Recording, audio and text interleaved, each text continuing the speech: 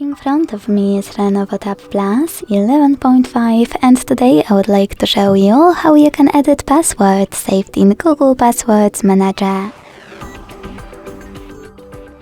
Begin by opening Settings and scrolling down to access Accounts and Sync.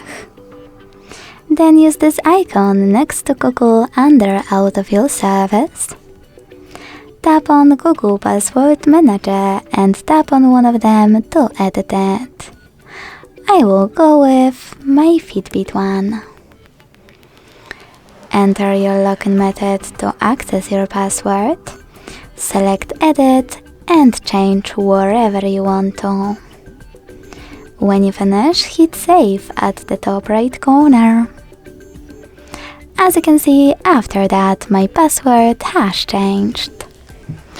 Thanks so much for watching. If you enjoyed this video, leave a like, comment and subscribe. Bye!